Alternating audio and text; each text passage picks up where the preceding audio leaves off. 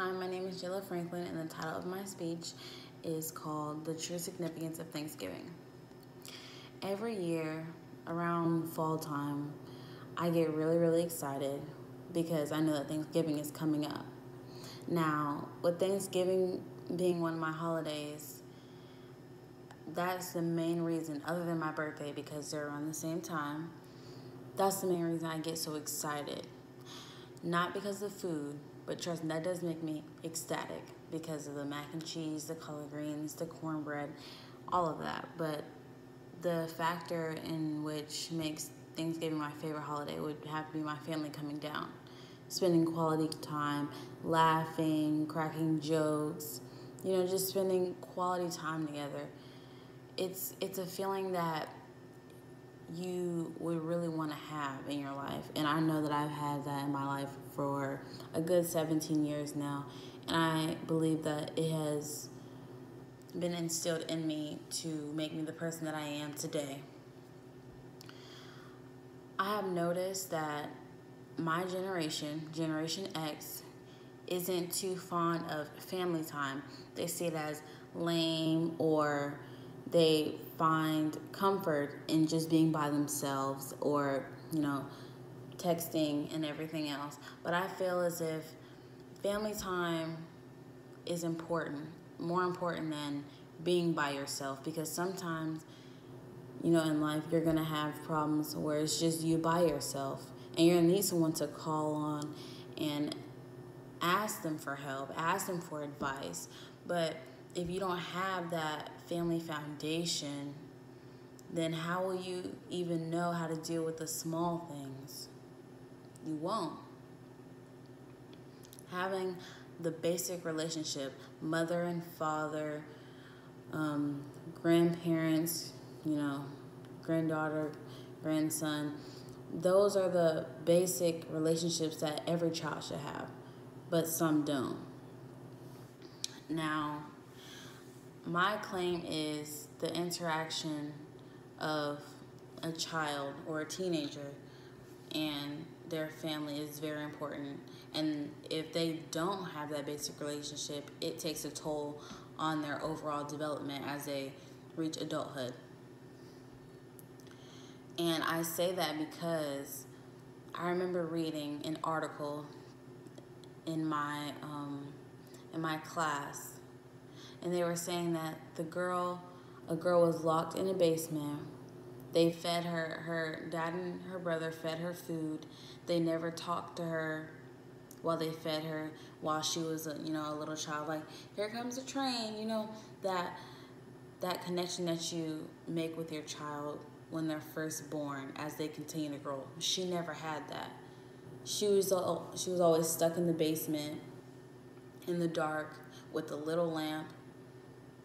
And 6 years later, when they found her, they realized that she didn't have any skills. She didn't feel the love that a child should feel, or have the bond that a child should have at a young age, or that should be instilled in a young age. And it took her a while to learn how to communicate with others properly, because she never had that love that a family gives to help you love yourself.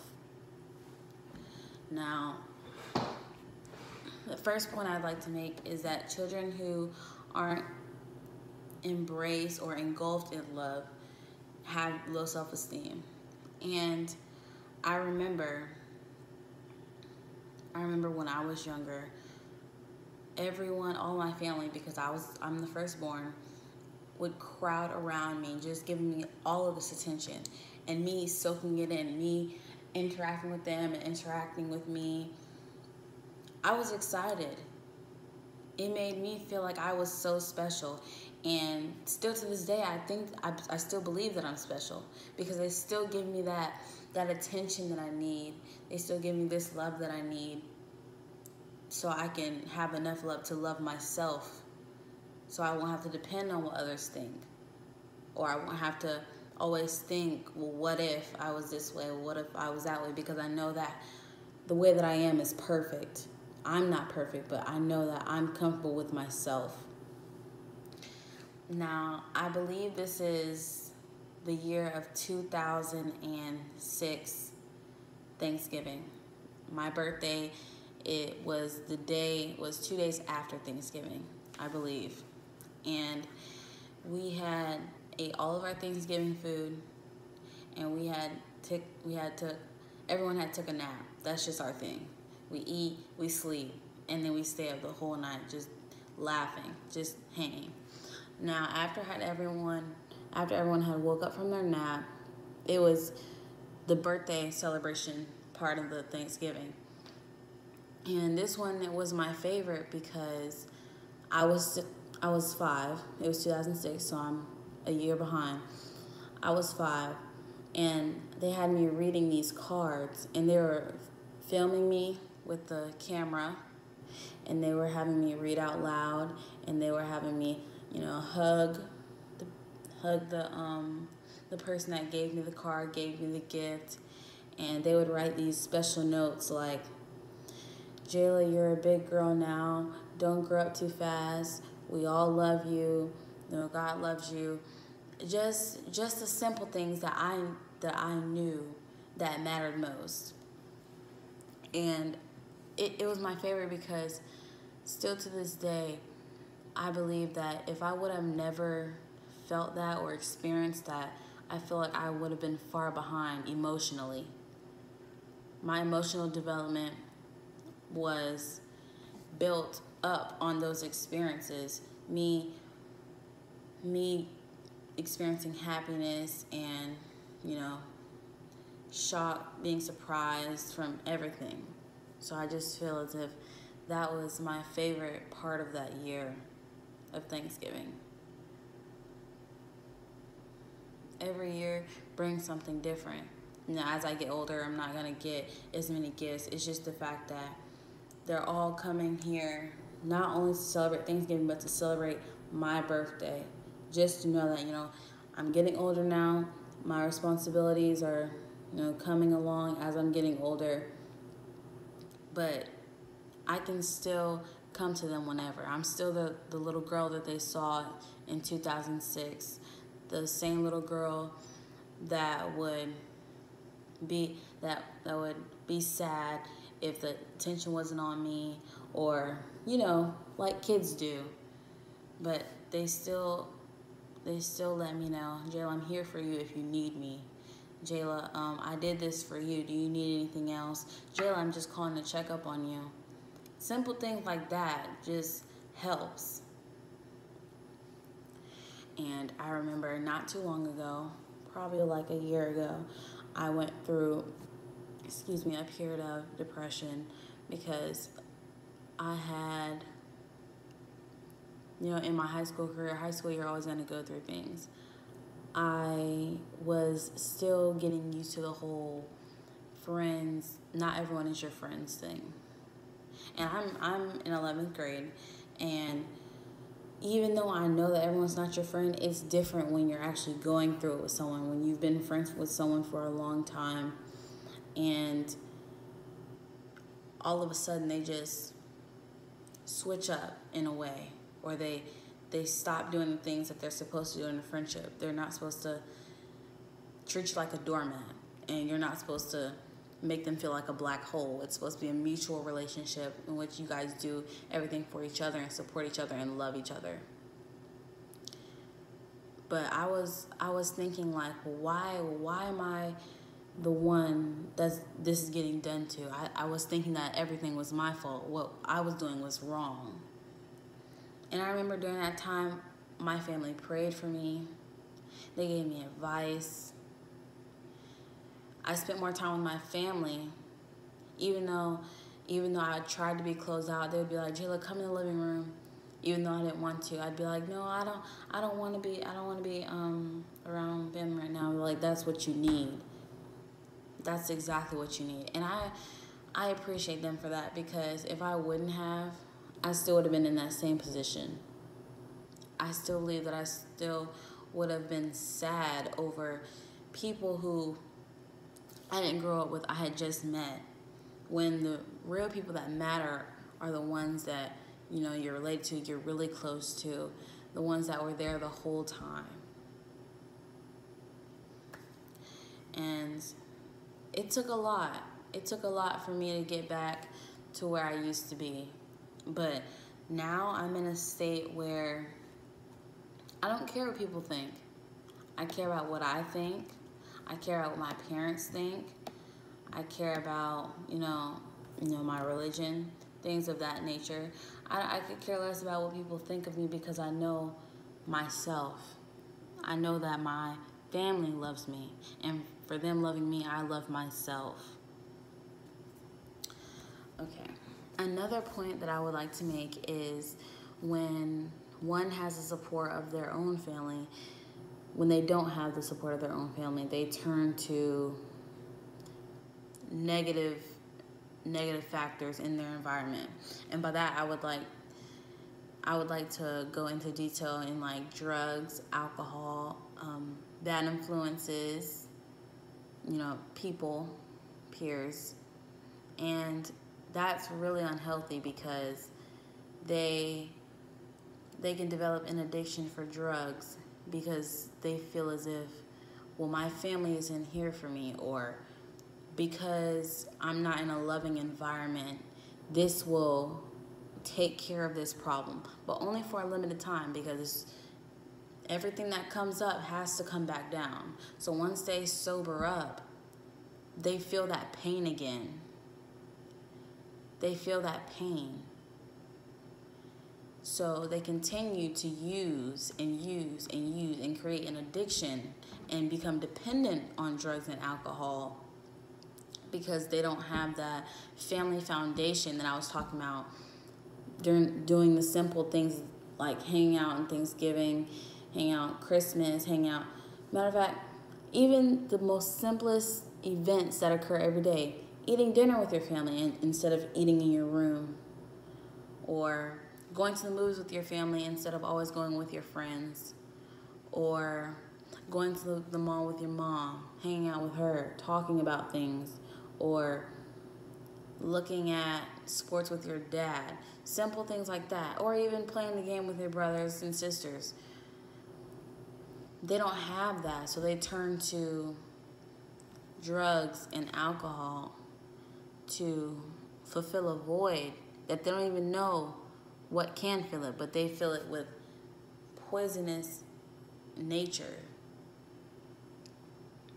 They can also have run-ins with crowds that are associated with trouble.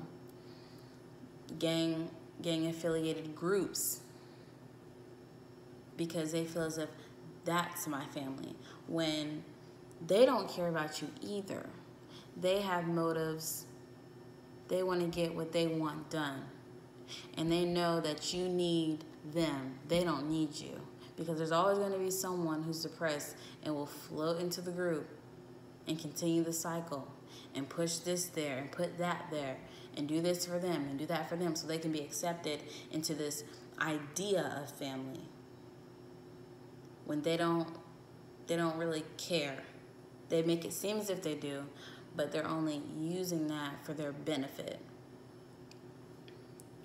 And even when hanging with them, like, for example, let's say if one got into, let's say the gang Bloods or Crips. Now, they are known for gang violence. So let's say the Crips and the Bloods got into a run-in with each other, and guns were being used, lots of other weapons, and people got hurt. And the person trusts this gang as their family, but let's say their family sets them up and the person ends up going to jail. And then the actual family, the biological family, is hurt because they don't even know why they would put themselves in that situation. Or the family does know, and they don't know what to do. They feel like you shouldn't have done that, but they didn't instill that love for you, so they know, so that you would know not to do things like that and just come to them when you have problems and communicate with them how you're feeling instead of going to drugs and alcohol or gangs and creating this false sense of family. And even then, you can even put your own family in danger instead of yourself. Like, for example, in the movies, they'll say, I'm coming after you and everything that you love. That is also an example of how, because the love is not there, the confidence is not there, that the family is supposed to instill in you from birth up until you're grown. So that's another point that I'd like to make. And let's say, when you get older and you still don't have that love, they still don't have that basic relationship, it makes it harder for one to get into other relationships because they don't know how to treat them, because the family didn't treat the person how they should be treated. So now the person is only going by what they know. So you can have a boyfriend or girlfriend, whichever one, and they're trying to love you, and you don't know what they're trying to do because you're not used to it. You don't have this love for yourself, so you put this burden on them. You carry this baggage, this weight of uncertainty and low self-esteem. And sometimes people can even deflect their problems onto their spouse or onto their boyfriend and girlfriend and push them away because they don't even know what's going on themselves. And that also creates room for domestic violence. A lot of people who have family problems or problems with family with no love, instilled or involved, they beat up on their husbands or wives and then apologize. And then it becomes a cycle, because when they become angry, when they feel this anger or feel that void, waiting to be filled, but they don't know how to fill it properly, they deflect onto the spouse or the girlfriend. And that can push them away. And let's say even when they stay, let's say the partner stays throughout all that time and they have children, the children will be treated the same way the parents were treated. That's just how the cycle goes. From generation to generation, you're supposed to teach the child the way that they should go, and they will never depart from it. Now, that's in the Bible. And not to be religious, but it's not common sense, but it's a specific knowledge that describes the process of growing and maturing and keeping the legacy going. And I would also like to say that when it comes to teaching a child the way that they should go, the parents are supposed to teach the children to be a better version of themselves. Like my mother is a wonderful woman. My father is a wonderful man. But they want me to become better than they are. They want me to have the things that they didn't. And when I get older, not now, but when I get older and I have children, I am supposed to do the same exact thing.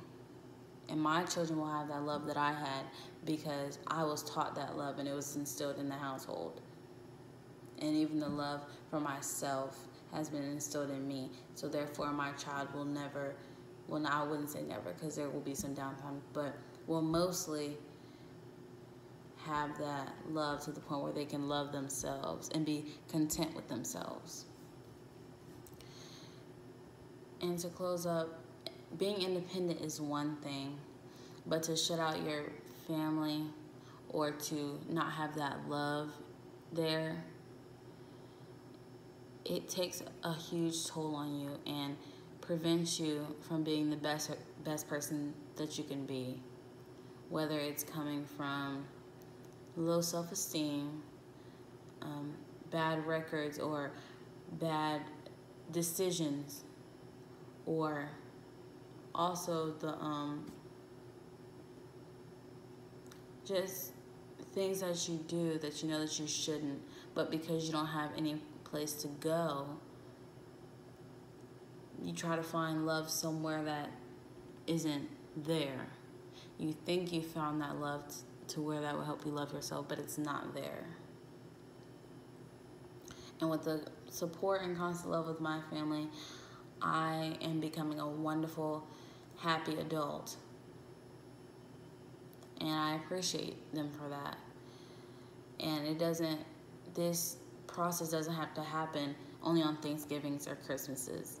It happens every day, from the good morning mom, to the mom, do you want to go out somewhere, to the hey guys, why don't we all go see a movie as a family outing.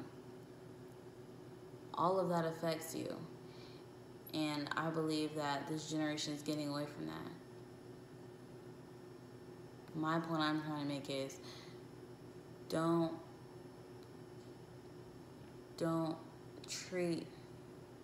live life living without that love. It's never too late to start a relationship with your family. A 70-year-old man could have a relationship with his mother that's 94. They could just begin a relationship. Age is not a requirement. Thank you.